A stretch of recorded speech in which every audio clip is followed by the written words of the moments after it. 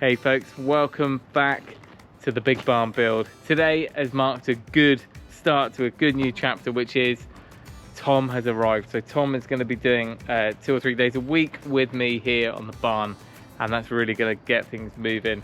He's gone now because we've done a day's work. We did a bit of time lapse and I'm going to share that with you. But this is how we're looking at the end of day 1.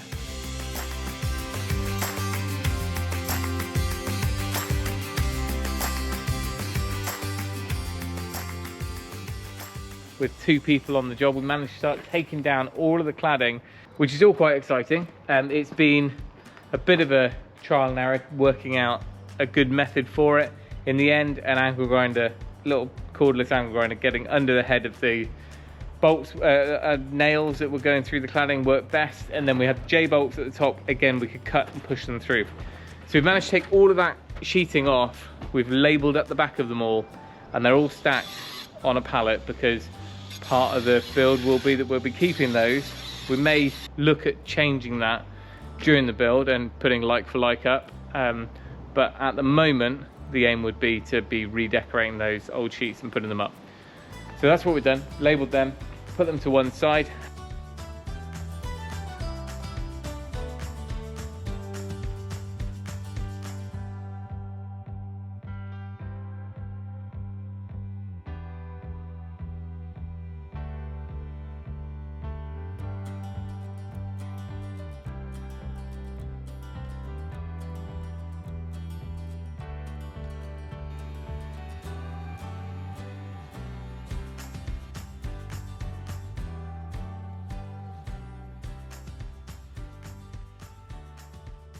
So most of this video will be whatever happens tomorrow, but I'll give you the wide shot. This is how we're looking from the back here. It certainly makes it feel taller. Luckily, Lancelot, which was the vote that won on the forklift, Lancelot has done a good job today, apart from the spilling oil everywhere, the engine oil that drips as you're working. We've managed to lift out these doors. They're weighty, especially that top one up there. It span right up to the top of that beam. So we had to get the forks as high as we can. We actually cut a slot into the door, put the forks through, and we're able to lift it down nicely. Then we chopped it up and stacked it. So those doors, I think, they're like sheeted gates. I'm actually going to put them into the sale because I don't have a use for them. And as much as I think I might need them one day, I don't need them one day. So we'll have, I think, 8 of these in total. Some of them are 12 footers, some of them are 8 footers, but you know, they're perfectly usable. They've got hinges, they've got bolts. If someone just wanted sheeted gates on a barn, they would work just fine. Unfortunately, the posts on the Dutch barn are 15-foot centres, so they just wouldn't work. These are just the wrong size, otherwise that would have been perfect for up there. So let's pick this up tomorrow. Right, it is day 2 of demolition. Well, it's probably day 22, but we've managed to now make it naked. It's got absolutely nothing now. All the gates are off, all the doors are off, all the sheets are off, and most of the timbers. So what we've got now is some of the seals to take out. We've got one down. We've worked out a bit of a method for that to bring them down nice and controlled. All the sheeted gates are now on the trailer. I may keep a couple of them for other uses, but I think most of these are going to be gone into the sale or Facebook Marketplace or something like that. They're heavy and they're probably quite useful to someone. Tom's down the other end. He's making a start on cutting out the fixings so we can start getting the sheets off up there. So we're going to get the digger down, smooth things out, get the tower scaffold through there, and then work our way along.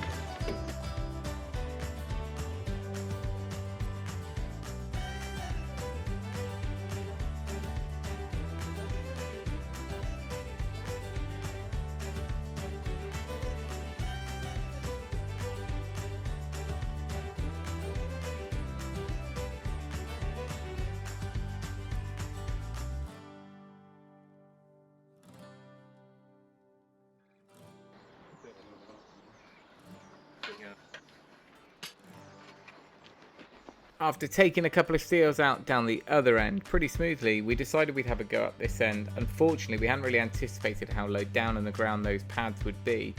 Because this is all built up ground, the original ground level is significantly deeper. So while we tried to loosen it and lever it over, thinking it might loosen the concrete pad at the bottom of the steel, it wasn't to be the case. So we ended up bending it.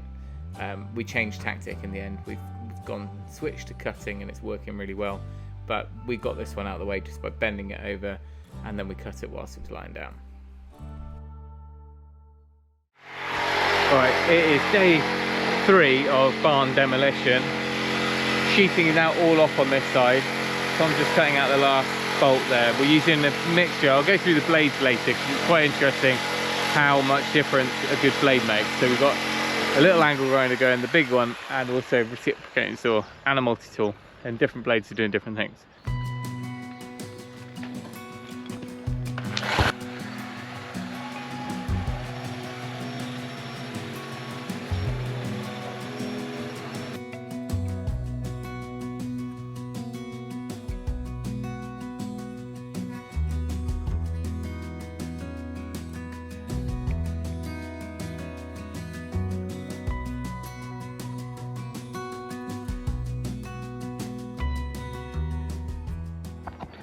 Battery ran out, sorry, missed that.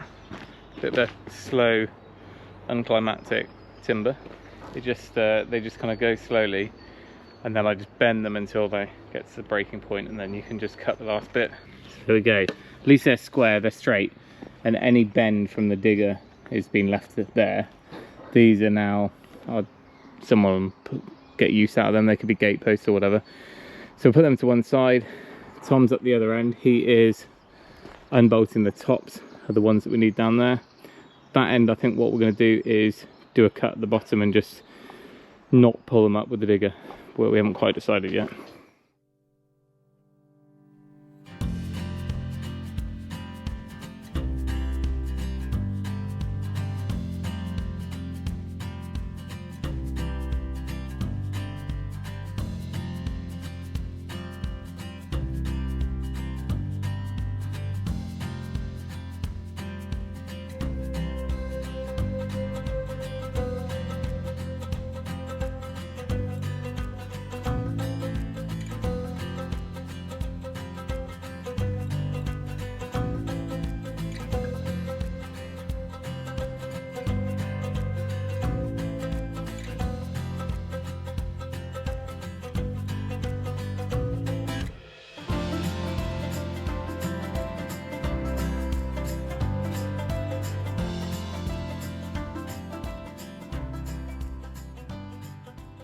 Right, let the groundworks commence. This isn't really the official start of the groundworks, in that we'll go through it all in a separate video and I can show you maybe the drawings, but we have got time today. So the steels are now out. We found a better technique, which was to, basically how we first started, lower them with the slab, with their footing on, and then once they were lying down, then I could cut the steel off, this nice straight section. So you can see here, this old gate post even rotted through at the bottom there. That I can now nibble away at with the pecker and sort out, but all the actual steels are now removed. They're perfectly useful for something, another day, another person. So what we're doing now is digging the footings between the posts that are staying, which is what we've got going on here. So we've made a start. Going to be this is just the pad for this steel. This is a very big deep pad, goes all the way down, so we're kind of starting where that is, 550 wide, and that goes all the way along to the next post, and every other post is going to have that between. Tom's on the dumper, he's going to dump everything down below the barn, and then when we get to this side it's slightly different because we've got an existing footing, existing block walls. Some of that's going to be kept, we're just extending the footings, and that'll be joined in with some steel work, and all these footings are doing, really, the lightweight part, or the main part, is the timber frame, which is relatively lightweight, but the outside of that we've got some decorative brickwork and cladding, so that's all this is supporting. Obviously the roof, the main bulk of the building, is still on these pad stones.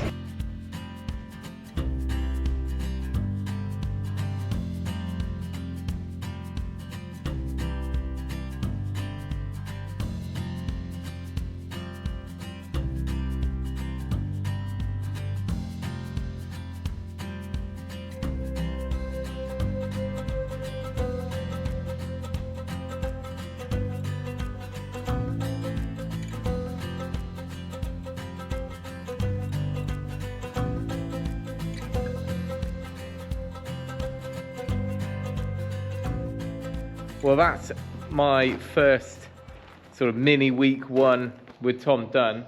We've managed to get a lot done, and Tom's been motivating me along. We've managed to get the whole gable end stripped on the south end, which is where we are now. So that involved, as you saw, taking out the steel corrugated sheets. Most of the block work was already down, and now all that's off, we could remove these steel columns. So we found our method, and as you saw, we've got them down nice and safely. We've got 2 stubs in the ground here. The footings for these are significantly lower, so we just dug up a footing on the outside, which I didn't film. On the outside perimeter here, we're just extending the existing foundation, but of course every steel there's a big pad. We had a dig, we've got 350 additional to the existing footing, which is way more than we need, but that's the smallest bucket I've got. Well, it's a 250 bucket, but by the time you're in on an angle. And then when you get to the bottom of the steel, so you can see slab height is kind of here inside, is about 800 to a meter down to the top of the footing for this post. Second post in, so you imagine if it was slightly sloped ground, those ones are even further down. Therefore these ones here will be cut off, and I'll leave whatever they are, you know, wherever it is down there can stay down there. Obviously the structural ones will stay. Let me give you a little look at the actual footing that we did. Team Yellow over here is all parked up. Forklift worked really well getting those doors off. They're all stacked over there. We'll decide what we're going to do with those, whether I can get them shifted this week or not. And we started taking some soil round to make another big pile of soil. So here is footing number 1. It looks way overkill. It is way overkill for, again, what is just an infill really. Although this stud wall, this timber frame, will actually sit underneath the steel rafters and offer some strength. So we're about 800 deep and about 550 wide. So we've got this footing here. We've got an additional footing at some point, probably the latter dig, between here and that steel there, but that's because there's the mezzanine steel sits over the top. Then we've got 2 steels that will go in, there'll be kind of a small footing coming out over here somewhere. Then we've got another footing to dig out around that pool area because that's an external wall, and then another that comes out between these steels, along 2 steels and back. Again, is an external wall. That one really is just a partition. It's an external wall, but only in timber. Might be that that one doesn't need to be quite so huge. We've gone, the architects spec'd the widths, the suggested widths, but there's a few queries that we've got our structural engineer just clarifying today, whether that's depth or width. Just in certain areas, because it was a bit of a blanket rule. Anyway, that's for me to iron out today. Margot? Poor old Margot, our old cat, is she's fine in herself. She's always been quite quiet, but you might be able to tell she's got a bit of a chunky jaw, and unfortunately after the vets yesterday, it's not an abscess or anything they can do. It's just a big old stinking tumour, and it's just going to get worse. But for the time being, she is fine, and she's going to carry on hanging out on the hay bales like she has done. She's 14 and 15 now, so she's grand. You're okay, aren't you, girl? So I hope you're as enthused as I am to have a bit more momentum now. It's not just me dragging my heels. Tom's going to be here like 3 days most weeks, so we should get a load of progress now. We should aim to get all of these trenches dug next week. At that point we can get building inspector out, check all of that. We've obviously got the concrete to go in, but also drainage to start digging as well, because there's a lot of drainage to deal with, whether that's rainwater or kind of sewage, 110 pipes coming out from the house. And finally, we need to make a big decision, which is when we do come to do all the concrete work, are we going to do a pump, or are we going to try and make the most of access that we've got here, which is the ability to bring trucks pretty much to every point of this building.